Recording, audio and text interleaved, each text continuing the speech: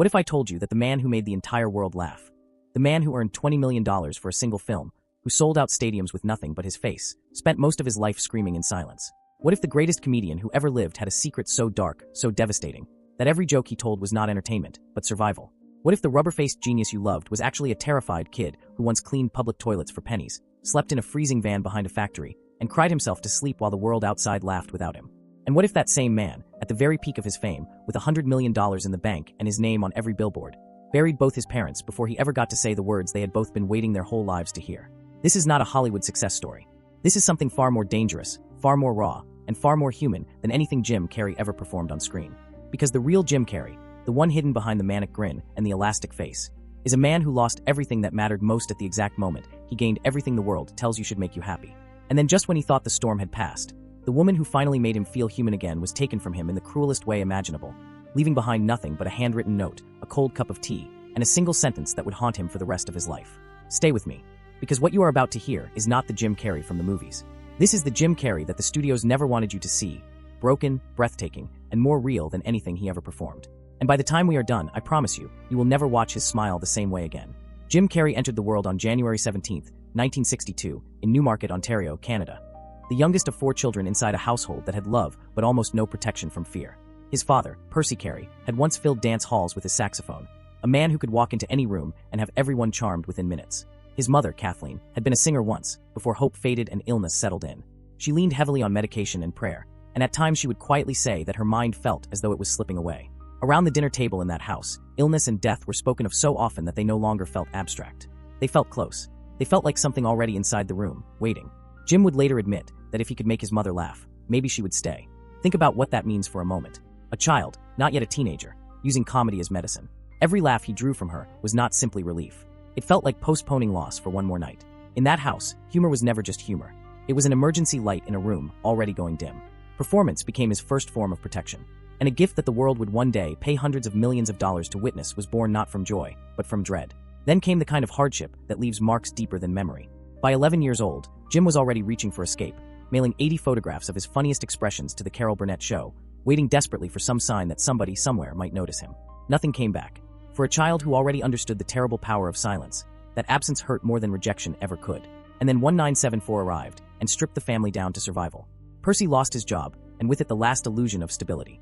The Careys ended up living in a Volkswagen van parked behind a tire factory in Scarborough. At 12 years old, Jim was scrubbing toilets and mopping floors to help keep food on the table, his hands stinging from detergent and cold water. Nights in that van were merciless. The cold crept through the metal walls. Hunger sat in the air beside the smell of gasoline. He fell asleep to the low electric hum of the factory and the sound of his father coughing in the dark. And sometimes, in the middle of the night, he would wake up and see Percy sitting silently in the driver's seat, a saxophone resting across his lap, too exhausted to play, too wounded to speak. Jim never forgot that image. He once said his father was his hero, and yet he had to watch that hero be slowly reduced by rent, failure, and fatigue. That kind of pain does something permanent to a person. It teaches you that love alone cannot shield the people you adore. It also teaches you far too soon that if joy is going to exist at all, you may have to manufacture it yourself. Humiliation came next. At 15, Percy took him to Yuck Yuck's comedy club in Toronto, still hoping that the one thing his son did naturally might open a door life had kept bolted shut. Jim walked on stage with his heart pounding, carrying all the hope their family had left. And the room turned on him almost immediately. The jeers came before he could even find his rhythm. That night, he did not go home and rescue anyone with jokes. He sat in the van staring at frost gathering on the window, wondering if the dream had frozen there with it. At 16, he left school and took a job in a steel mill. Percy cried when he quit, but he still drove him to every tiny club willing to hand him a microphone for a few minutes. Jim never forgot what his father taught him, that you can fail at what you do not love, so you might as well risk everything for what you do. There were nights when exhaustion, hunger, and silence felt heavier than hope. One night, standing in front of a mirror with tear-swollen eyes and the smell of steel and soap still clinging to his skin, he forced himself to smile. Not out of happiness, out of defiance. That was the real beginning. What the world would one day celebrate as brilliance was first a survival instinct. By 1979, after years of poverty and humiliation and watching his family break under pressure, Jim left home with less than $100, a second-hand suitcase, and a dream so fragile it could have shattered anywhere along the highway. His father's aging silver car coughed through the frozen roads. On the seat beside him sat a small photograph of his parents, Kathleen's smile already dimmed by illness, Percy's eyes carrying that quiet pride only fathers know when they have nothing left to give but belief. When Los Angeles finally rose in the distance, shimmering under heat and haze, it did not look like salvation. It looked like a beautiful place built to ignore people like him. He arrived at 18 and found not opportunity, but indifference. He He slept in his car off Sunset Boulevard and watched the city lights blur through exhausted eyes. He made strangers laugh in half-empty bars and forgotten clubs, while loneliness followed him home like a shadow. And every night he called Canada, pretending he was doing better than he was. His mother, Kathleen, was slipping fast by then, often confined to bed, her voice softer every week. "They laughed tonight, Mom," he would tell her. "You'd be proud." He never told her how often he cried after hanging up. Not because he was weak, but because he could feel time running out. By then, the dream had changed. He was no longer chasing fame. He was racing grief, desperately trying to become somebody before the woman who first needed his laughter was gone forever. Then the cruelest part happened. Just as the door began to open, life took away the person he had been trying to reach all along. In 1991, the call came. Kathleen was gone. There was no perfect goodbye. No chance to tell her he was finally getting close. That the years of failure and hunger had not been for nothing. That night, Jim wandered Los Angeles in a daze. The laughter he had once used like medicine suddenly felt empty. He later admitted that when she died, it felt as if the laughter died with her. He sat alone in his car until dawn, staring into the rearview mirror, seeing not a comedian, but a son who had spent years trying to save one life with jokes and still arrived too late. And then, almost immediately, fate twisted the knife deeper. A producer from Fox had seen one of his late-night performances and invited him to audition for In Living Color. He nearly turned it down. The wound was too fresh. The idea of performing felt unbearable. But somewhere inside that silence was the voice he had spent his whole life chasing. So he went. He stepped under those studio lights trembling. And this time he did not perform to impress. He performed from the deepest wound he had. The room exploded with laughter, then applause. It was the break that changed everything. And she was not there to see it. Weeks later, on a small smoky stage that smelled of beer and burnt cigarettes, he leaned into the microphone and whispered, "This one is for you, Mom." The crowd laughed, then roared, never realizing that every joke was a form of mourning. That was the moment Jim Carrey stopped using comedy to outrun pain and began using it to give pain somewhere merciful to go. Fame does not arrive gently.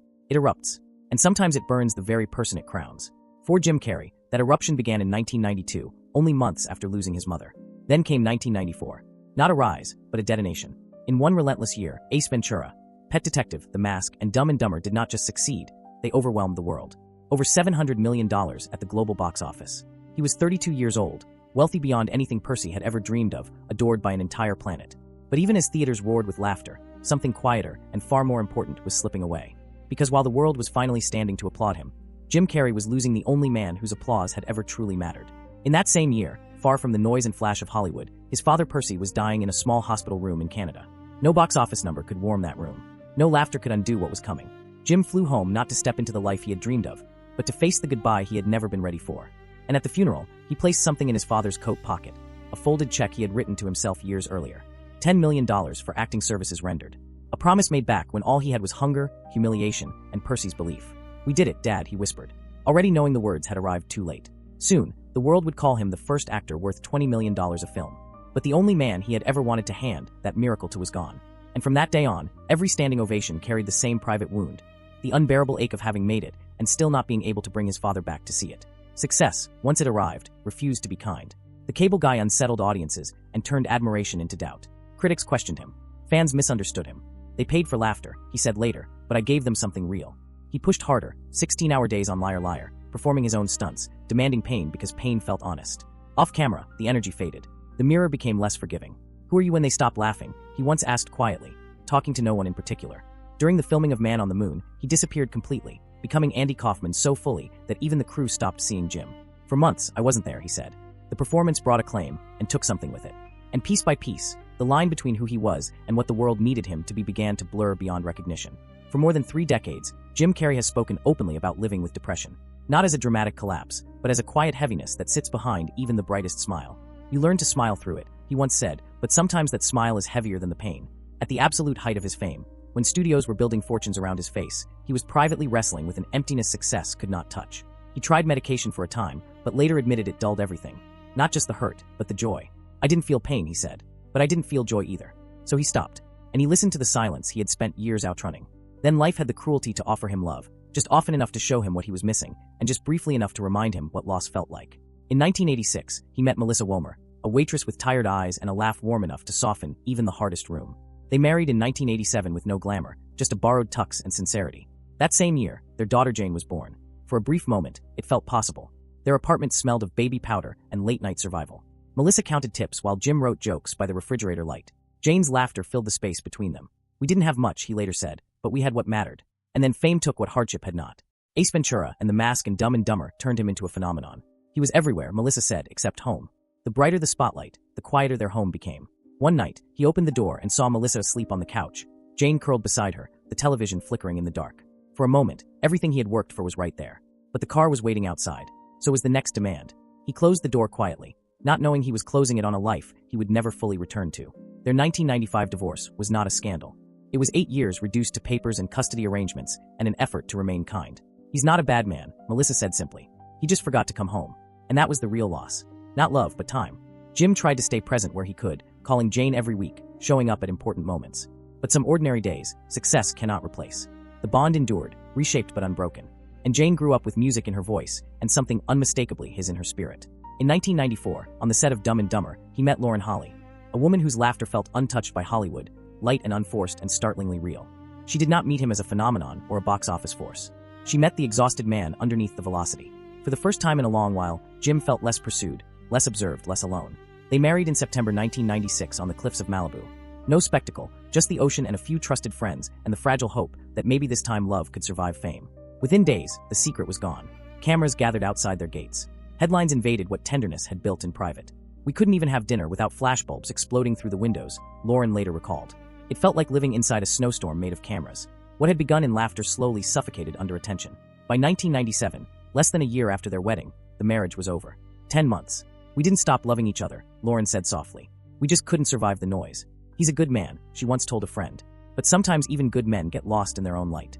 Then came Renee Zellweger, in 1999 on the set of Me, Myself and Irene. She felt open, unguarded, almost disarmingly real.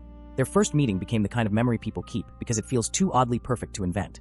Her dog broke loose, jumped straight into his lap, and left a wet stain across his pants. She was mortified. He laughed until tears ran down his face. I thought it was fate, she later said. By 2000, they were engaged quietly, away from flashbulbs and fanfare. We didn't need to tell the world, Renee reflected. We just needed to be in it. But the old thief returned. Not another person, but the life Jim had built and could never quite step out of. While she longed for quiet, he was racing from set to set chasing perfection with the same intensity that had dragged him out of poverty and now kept him from rest. In 2001, the engagement ended almost the way it had begun, privately, softly, with no scandal to blame and no villain to point to, just timing and exhaustion, and the ache of two people who had found something good in the wrong season of life. He reportedly kept the engagement ring tucked away for years, as if some part of him could not quite bring himself to throw away what almost became a home. Then in 2005, love found him again, louder this time, brighter, wrapped in comedy and sunlight. Jenny McCarthy entered his life at a charity event and disarmed him almost instantly with fearless, unfiltered warmth. He made me laugh every day, she later said. By 2006, they were inseparable. They never married, because neither of them felt a piece of paper could prove what daily tenderness already had. On Valentine's Day, Jim hired a plane to write J Loves Jen across the Los Angeles sky. Jenny looked up and cried. He grinned like someone much younger, like the battered dreamer inside him had briefly been handed his innocence back. Together they built something that resembled a real home. She had a young son, Evan, who is autistic, and something unexpectedly gentle opened in Jim. He became patient, attentive, deeply present in ways fame had not often allowed. He's the kindest man I've ever known, Jenny told People.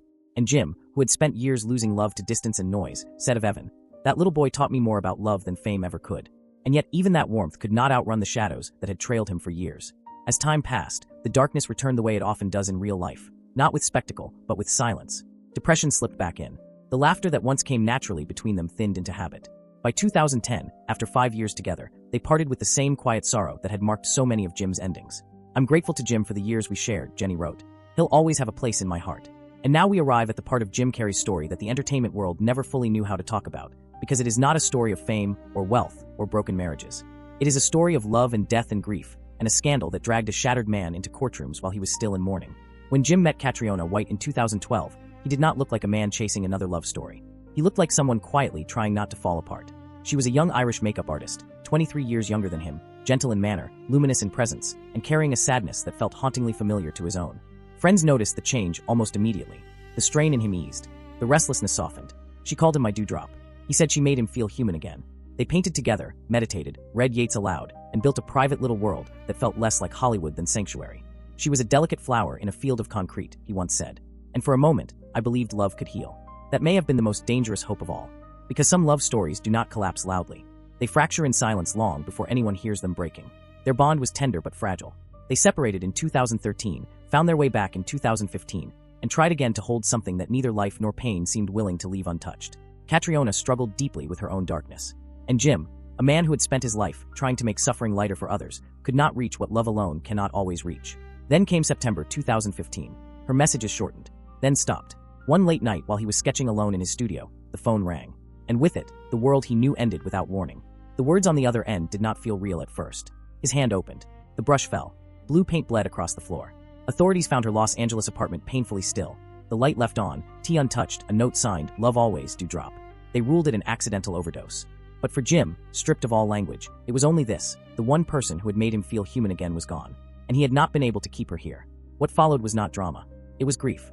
And then the humiliation of having that grief dragged into daylight. He flew to Ireland for her funeral, hollowed out, beyond performance, beyond defense. Rain fell over Tipperary as he helped carry her white coffin through the churchyard. Not as a star, not as a headline, but as a man moving through the heaviest walk of his life. Witnesses remembered the way his hand lingered on the coffin, as if touch itself could delay the finality of loss. Later, he posted only one sentence: "Love cannot be lost." But even mourning was denied its privacy. In 2016, while still shattered by her death, he was pulled into legal accusations and public scrutiny that turned private devastation into spectacle. Cameras followed him through courthouse corridors. Reporters shouted questions as though heartbreak were evidence to be examined. They wanted a villain, he later said. But I was just a man in pain. When the case was dismissed in 2018, there was no relief in it. Only fatigue. Only the dull collapse that comes when life has already taken the worst thing first. Winning doesn't bring anyone back, he said. It only proves the world can hurt you in new ways. After that, he withdrew even further. He painted obsessively, faces, eyes, fractured light, colors that seemed to ache from the inside. Color became my prayer, he admitted. Catriona remained in the silence of his studio, in the photographs he kept hidden away, in the blue and gold that returned again and again to his canvases. And maybe that is the hardest truth of all. Some losses do not heal. They do not leave, do not resolve. They simply become part of the soul. And from that point on, every version of you must learn to live around the absence.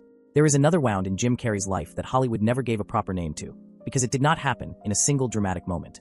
It happened slowly, quietly, across years of hotel rooms and late flights and sets that kept him away from the one person whose laughter he had promised to protect. His daughter, Jane Erin Carrey, was born on September 6, 1987, when his dreams were still fragile and the future still uncertain. He would hold her in the dark and whisper promises only a young father can make. One day, he told her softly, "You will never have to worry again." And in one sense, he kept that promise. He gave her security and comfort and a life far removed from the fear he had known. But success arrived carrying a cost he did not see coming. His marriage to Melissa slowly gave way under the pressure of fame. Jane stayed mostly with her mother, while Jim's life became a blur of sets and flights and premieres and hotel rooms that never felt like home. He later admitted the truth with heartbreaking clarity. "I was the man everyone wanted to see except the one person who needed me most." Years passed. Jane grew up not in his arms, but often at a distance, watching the same man the world adored from across screens and headlines. She never leaned on his name. Instead, she chose music and built her own path with quiet dignity. In 2012, she stepped onto the American Idol stage with a voice that carried both softness and steel. "I wanted to earn it myself," she said, steady and proud. Jim watched with tears in his eyes. When she was eliminated, he did not call her as a celebrity offering polished advice. He called her as a father. "You were beautiful," he whispered. "You were brave. That is all that matters." And then life, in one of its rare acts of mercy, gave them back what time had nearly stolen. As the storms of grief and fame and solitude finally began to quiet, Jane returned, not as a child waiting to be rescued, but as a woman strong enough to offer forgiveness. "We don't talk much about the years we missed," she once said softly. "We just try not to miss the ones we have left." Jane became a mother herself. And in doing so, she gave Jim something he may have thought he no longer deserved: a second chance to love without performance, without distance, without applause. When he holds his grandson now, he does it gently, almost reverently, as if he understands how fragile time really is.